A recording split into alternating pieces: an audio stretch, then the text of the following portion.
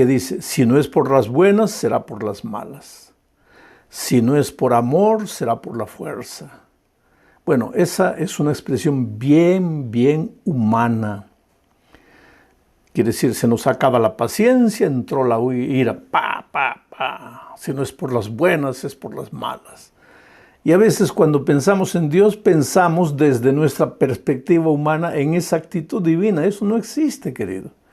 Dios es amor, Dios es misericordia, Dios es fuente de toda bondad. El problema es que Dios tiene su territorio, el territorio del amor, de la misericordia, de la vida, de la sabiduría, de las bendiciones. Si tú permaneces en ese territorio, pues las bendiciones te alcanzan, la vida te alcanza, tienes sabiduría. Es un terreno maravilloso, es el terreno de la plena felicidad.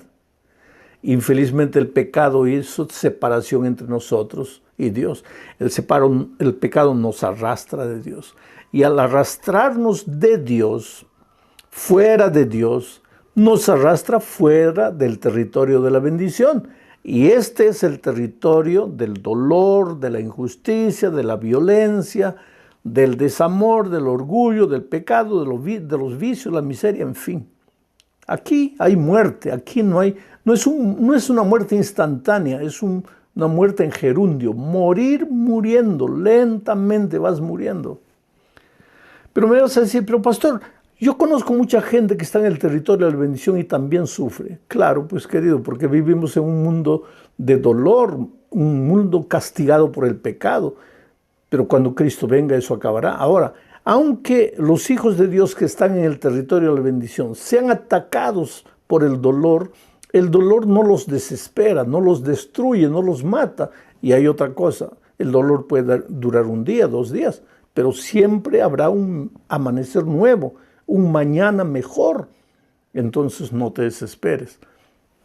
Pero en la lección de esta semana vamos a ver que el pueblo, Dios habló muchas veces a su pueblo, una vez y otra vez y otra vez. En los capítulos 7, 8, 9, 10, 11, hasta el 12 se habla del reinado del rey Acaz, las advertencias para Acaz, pero pues el rey era incrédulo, no confiaba en las promesas divinas. Y tal es el rey, tal es el pueblo, tal es el sacerdote, tal es el pueblo. Entonces el pueblo también era un pueblo pagano, estaba en la iglesia todos los sábados, iba al ritual, ofrecía sacrificio, pero todo era mero formalismo, no vivían una vida real, auténtica, personal, de comunión con Cristo. Lo peor que te puede pasar es vivir el cristianismo corporativo. Oh, querido, esa palabra horrible, cristianismo corporativo, no. Tienes que vivir el cristianismo individual, no corporativo. No tienes que esconderte en la iglesia.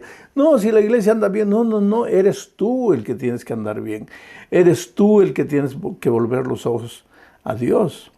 Entonces, la semana pasada quedamos en el anuncio de Dios de que nacería un hijo de la Virgen. Vamos a leer de nuevo los versículos 14, 15, 16 del capítulo 7 de Isaías. Esta semana veremos todo el capítulo 7 y también entraremos al capítulo 8. El texto dice así: por tanto, el Señor mismo os dará señal. ¿Por qué? Porque pues Acaz no había querido pedir la señal a Dios. Entonces Isaías le dice, por tanto, el Señor mismo os dará la señal. ¿Señal de qué?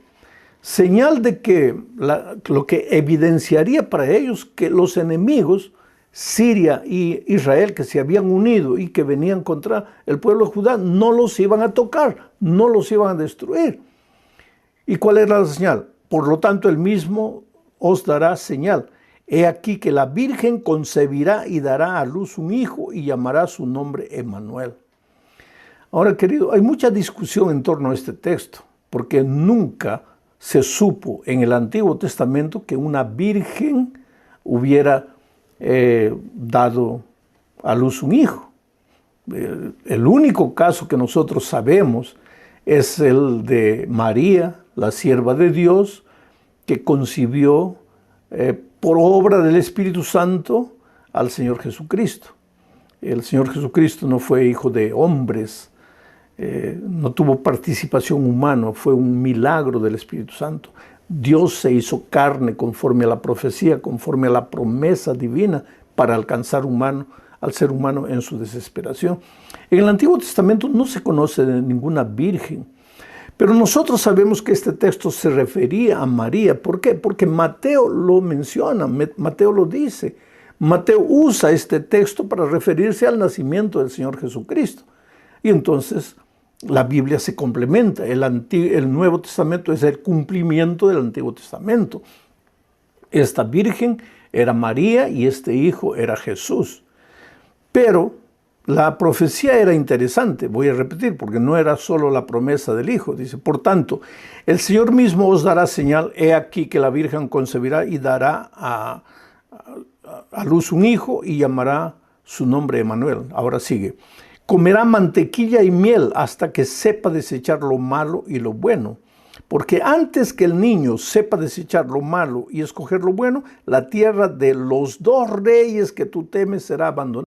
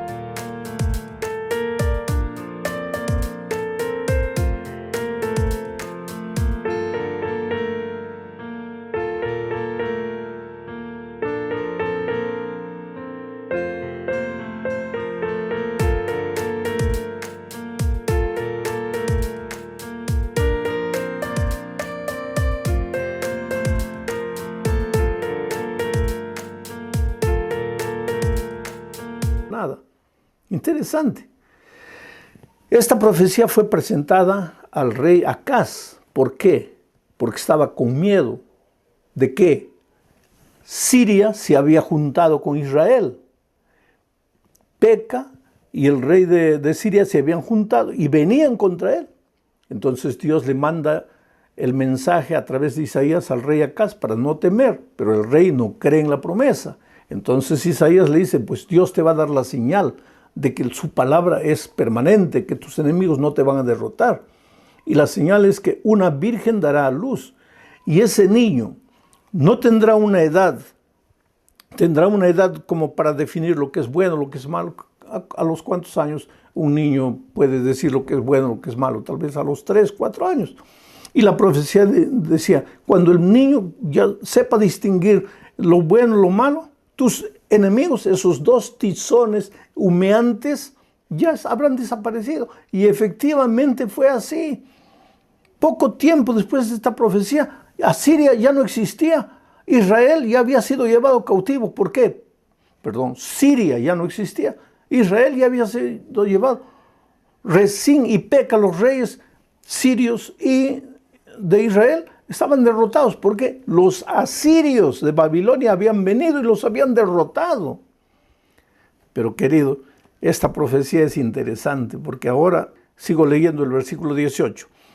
Cuando llegue ese día, el Señor llamará con un silbido a la mosca que está al final de los ríos de Egipto y a la abeja que está en la tierra de Asiria. Aquí figuradamente se está refiriendo a los egipcios como la mosca y a los asirios como la abeja. Abejas y moscas inundarán esta tierra. Quiere decir, los asirios vendrían del este y los del sur subirían los egipcios. ¿Para qué? Para destruir al pueblo de Judá. Versículo 19. Y estas vendrán, moscas y abejas, estas vendrán y acamparán en todos los valles desiertos y en las grietas de las piedras y en todos los zarzales y en todas las matas. O sea, los enemigos, los ejércitos enemigos harían una destrucción completa en el pueblo de Judá. Cuando llegue ese día, dice el versículo 20, El Señor traerá al rey de Asiria que habita al otro lado del río, y ese rey será como una navaja alquilada. Y aquí ya se está refiriendo a Nabucodonosor. Ese rey será como una navaja alquilada, con la cual les rapará la cabeza y el pelo de los pies y hasta la barba. Cuando llegue ese día, quien críe una vaca y 2 ovejas, comerá mantequilla, pues será mucha la leche que le darán. Sí, quien quede con vida en el país ciertamente comerá miel y mantequilla. Cuando llegue ese día, el campo donde había 1000 vides con valor de 1000 monedas de plata será un campo de espinos y cardos. Irán allá con arcos y flechas, porque toda la tierra estará llena de espinos y cardos.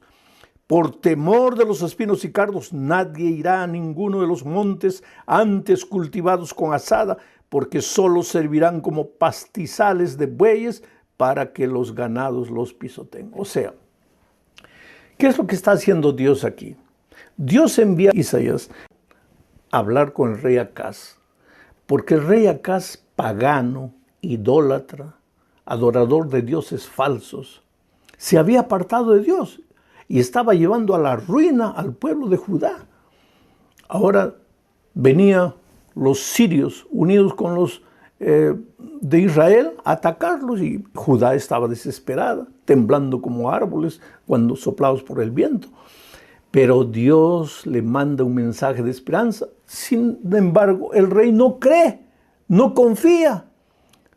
Dios le anuncia la solución en un niño que nacerá de una virgen. Le dice que cuando ese niño estará pequeñito todavía, sus enemigos ya habrán sido destruidos, pero el rey no cree. El rey está de ojo en Asiria, de Babilonia, queriendo que tal vez ellos me van a ayudar para enfrentar a estos enemigos que vienen. Pero Dios le dice, no confíes en los hombres, confía en mí. Sin embargo, pues el rey de Judá no cree, no confía en Dios.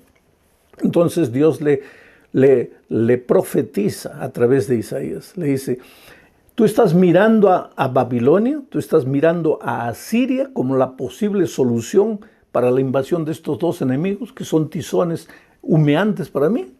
Pues te digo una cosa, va a llegar un día en que ese Babilonia a quien tú estás mirando, queriendo que te ayude, va a venir y te va a destruir. Del sur los egipcios van a invadir tus tierras, pero el que te va a hacer daño mismo son las abejas de Babilonia. Ellos van a venir, van a inundar tu tierra, van a dejar todo desolado.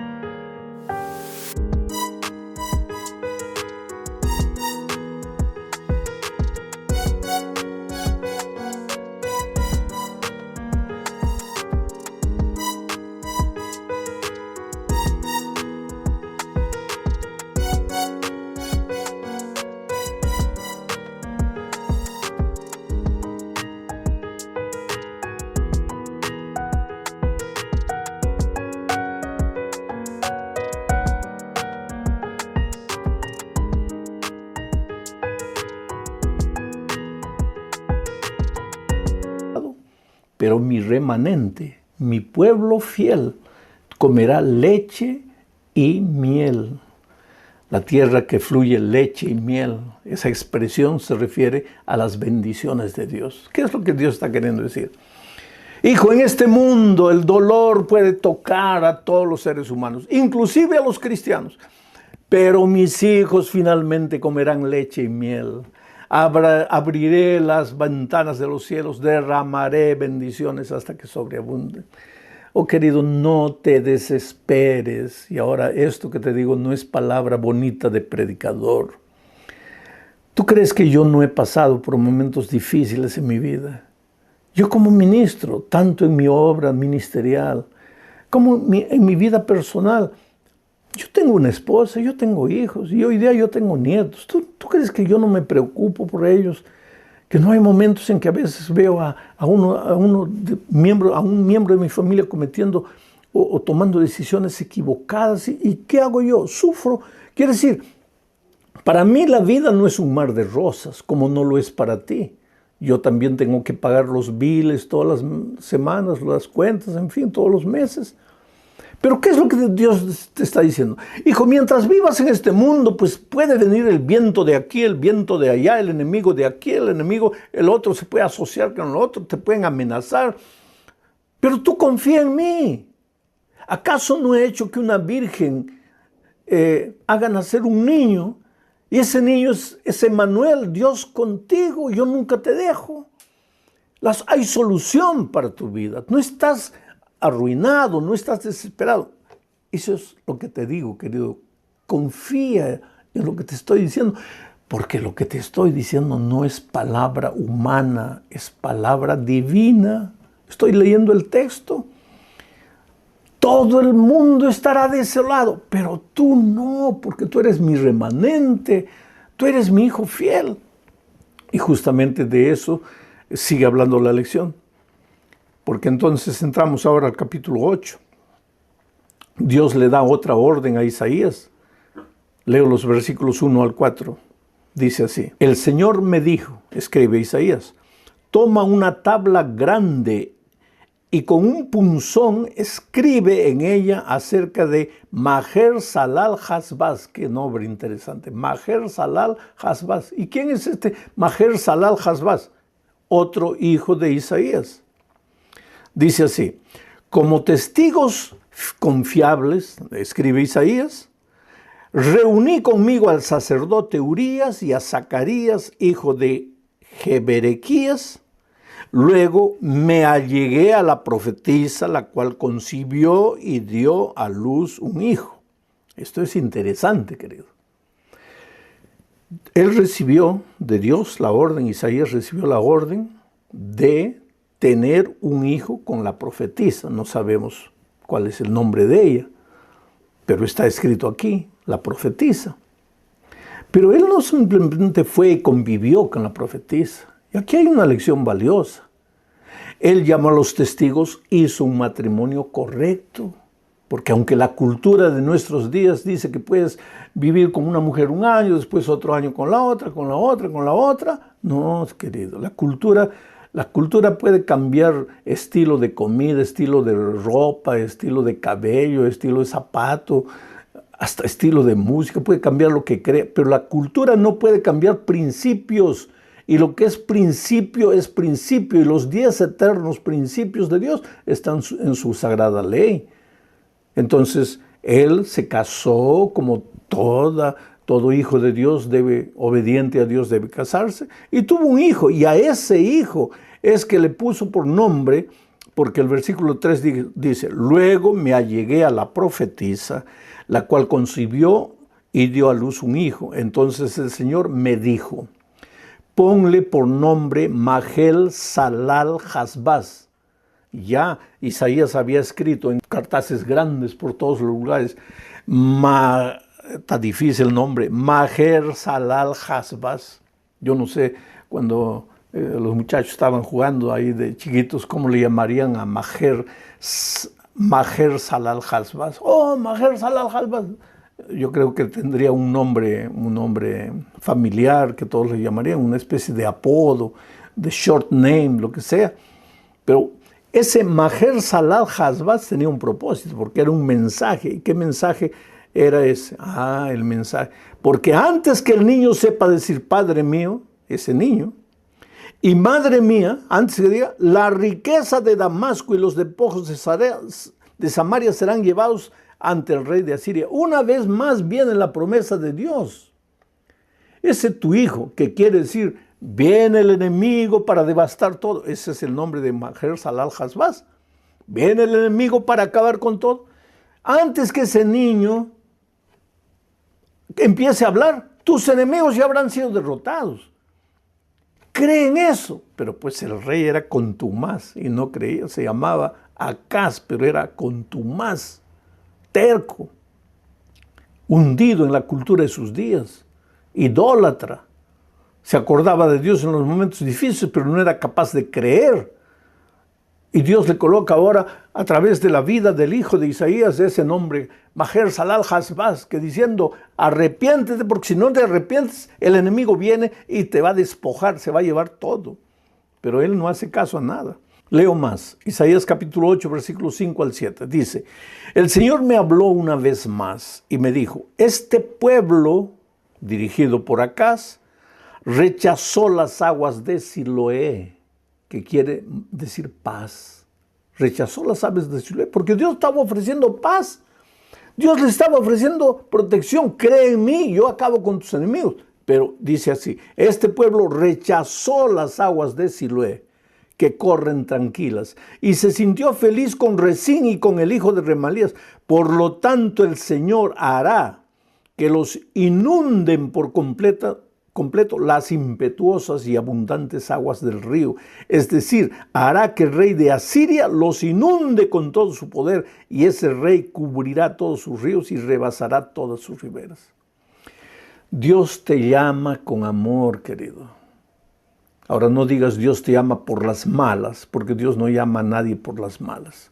Dios te llama con amor, te ofrece Siloé, la paz. Pero si tú no quieres y voluntariamente y tercamente y rebeldemente te vas a la tierra del dolor, abandonas el territorio del amor, pues solito vas a sufrir las consecuencias. Y cuando estés llorando, cuando tus enemigos te hayan derrotado, cuando estés en la miseria, los que no entienden el evangelio te van a decir, estás siendo castigado por tus pecados. Dios no te está castigando por tus pecados. Tú solito estás sufriendo las consecuencias de vivir fuera del territorio de la bendición. Coloca eso en tu cabeza y en tu corazón, mi amigo. Dios te ama, Dios quiere lo mejor para ti. Pero si te habla con amor y te ofrece la paz, el Siloé en la persona de Jesucristo, y tú no quieres, pues vendrán las aguas del río, del pecado, del dolor, de la miseria, para hacerte sufrir. No porque Dios te castiga, sino porque tú escogiste ese camino. Por eso no tenemos nada que temer si confiamos en Dios. Leo ahora el capítulo 8, versículos 13 al 15. Dice, santifiquen al Señor de los ejércitos y solo a Él. Hagan solo un santo de Dios, solo Él. Que Él sea para ustedes la única razón de su temor. Hagan de Él su santuario, su templo de Dios. No hagan solo del templo de ladrillo y cemento, su templo, su santuario, que sea el propio Dios. Vayan al templo, sí, pero para encontrarse con Dios. No vayan al templo para encontrarse con los amigos, para disfrutar de una programación bonita. Vayan al templo para encontrarse con Dios. Que hagan de Él su santuario. Pero para las dos casas de Israel será una piedra de tropiezo que los hará caer, y para los habitantes de Jerusalén les será una trampa, una red. ¿Qué les será una trampa? El santuario, porque se engañarán, pero creerán que porque cumplen el ritual, porque van al templo y están bien, se olvidaron de hacer de Dios su santuario. Quiere decir que puede ser una trampa pensar que porque vamos a la iglesia y cantamos y nos emocionamos, ya estamos bien, cuando en realidad debemos ir al templo, al santuario, para encontrarnos con nuestro verdadero santuario, que es el Señor Jesucristo. Por eso en la tierra nueva no habrá santuario. ¿Por qué? Porque el Señor Jesucristo estará con nosotros. Él es nuestro santuario. ¿Y cómo será nuestro santuario en la tierra nueva si no aprendimos a hacer de Él nuestro santuario en esta tierra? Sigue diciendo la profecía, muchos de ellos tropezarán y caerán y serán destrozados y se enredarán y quedarán apresados. ¿Quiénes? Los que no hicieron del Señor Jesucristo su santuario. Entonces este es un llamado, querido, a salir de la religiosidad formal, artificial, mecánica, para vivir una experiencia de vida con Dios. ¿Cómo podría hacerles entender esto, querido? El disfrutar de las bendiciones, disfrutar de paz, el vivir la vida plena en esta tierra, es simple desde el momento que hayas entendido que tienes que vivir en el territorio de la bendición con el Señor del santuario, pero separado de Dios y viniendo una vez por semana a la iglesia y pensando que con eso ya está bien. Así no. Es por eso que a veces las cosas te van mal y no entiendes y te preguntas, ¿por qué me van mal? Porque tu cristianismo es artificial, es mecánico, es de forma. No estás viviendo la real vida cristiana. Termino el comentario de hoy hablando de la terrible desgracia del pueblo de Judá, porque en lugar de volverse a Dios y de escuchar todos estos consejos, se volvió a los espiritistas a consultar con los muertos acerca de los vivos. Entonces viene el texto, leo Isaías 8, 19 al 22. Y si os dijeren, preguntad a los encantadores y a los adivinos que susurran hablando, responded, ¿no consultará el pueblo a su Dios? ¿Consultará a los muertos por los vivos? A la ley y al testimonio, si no dijeren conforme a esto, es porque no les ha amanecido. Y pasarán por la tierra fatigados y hambrientos. Y acontecerá que teniendo hambre se enojarán y maldecirán a su rey y a su Dios, levantando el rostro en alto. Y mirarán a la tierra, y aquí tribulación y tinieblas, oscuridad y angustia.